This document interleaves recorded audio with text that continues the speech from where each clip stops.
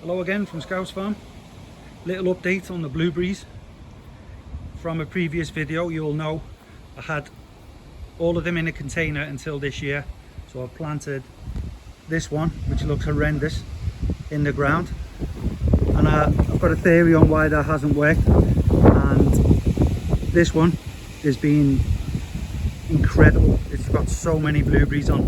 But as you can see from where the plot is, we do suffer from high winds, but they seem to have done all right. So let's have a little look at the good one first.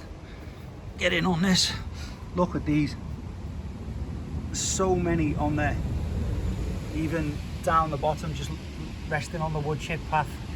We've got quite a few there, and a hell of a lot of them underneath towards the center of the bush. So planting that in the ground seems to have worked, and to give it a little bit of extra help, I've got the Christmas tree, haven't I? So it's like a pine tree, and they've got acidic pine needles. So I just place some of the cuts around the base of the plant in the hope that some of it will, when watered, go into the root system, especially near the top of the root ball. But whether it works or not, I don't know, but it's getting done anyway. And someone once told me that lemons are good for blueberries, particularly in containers. So the one from last year in the container, you can see I've still left it in it, a small container. And this was the one that I cut back heavily, but I got over 1,000 blueberries off this last year, and it's only 4 years old. So look at the size of them, starting to get large. And this one I think will be ripened second. So let's get around there and show you another angle. We've got a few more here.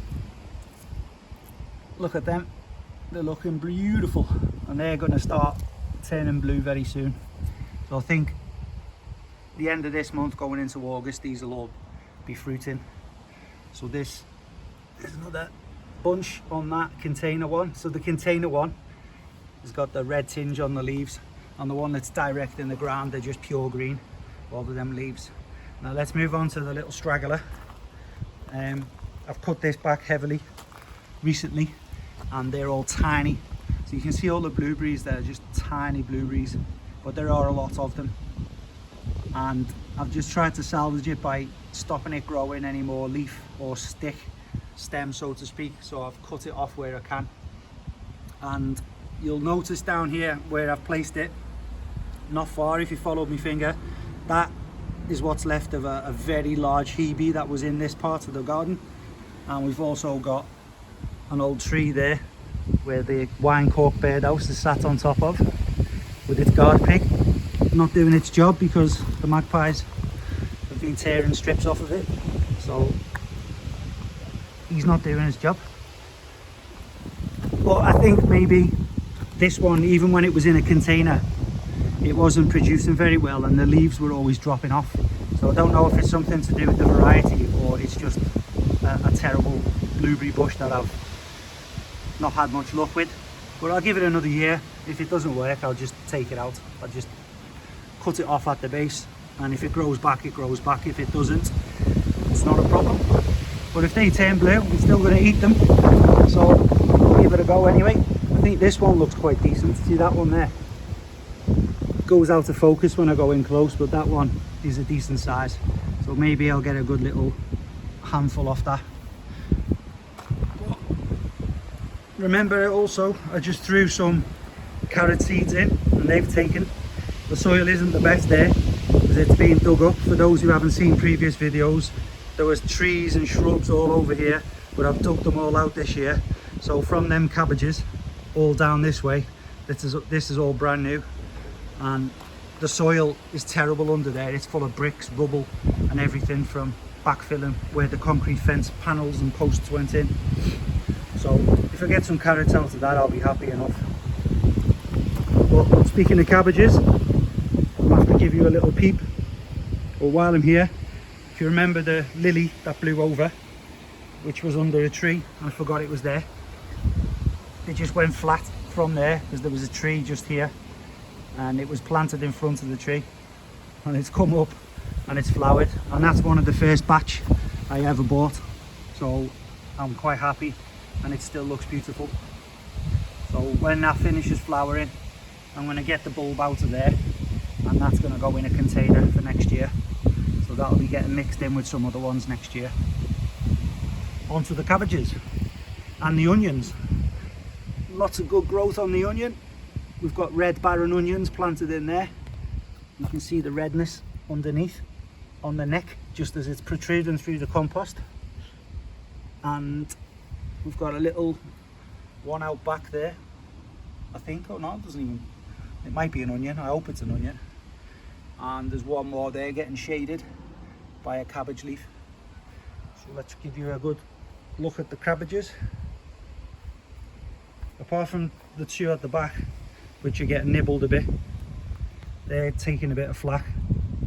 That's a borage, so that's just lying there because the wind's knocked it over. But that's a good companion plant, so the flowers will open up soon there, and the bees will be all over it. So, and as you can see there, the one at the back, that's also getting a bit of a nibble. But the three that I'm happy with, that one, this one at the front looking very green and healthy, and the big daddy here, he's looking good. They'll be getting harvested at some point soon. You can see the head forming in the center there. It's folding the leaves around, so they just keep folding and folding and folding and folding, and then it forms a hard solid head, and there's your cabbage head. But the leaves don't go to waste, because these big leaves, they taste lovely as well. So you just cut them up and boil them, and you can eat them just as you would a normal cut up sliced cabbage. And we've got a cauliflower there, which seems to be all right for now, but that'll be needing to catch up at some point soon. That's from my dad's. I brought that up and planted it, I think about 3 weeks ago maybe. And for the slugs, every morning I check out the oranges. They've just been replaced recently, like as in the last few minutes, so there shouldn't be anything underneath them. No.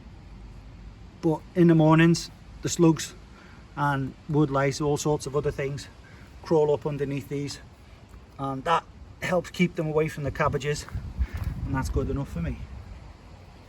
So there you go, a little update on this little portion of the garden. Coming into harvest time now, and lovely when I see blueberries forming on there, because that means we should be getting some heat, because at the moment we're not having much luck with the old summer. So thank you very much for watching. Please like and subscribe if you haven't already, and I will see you again soon.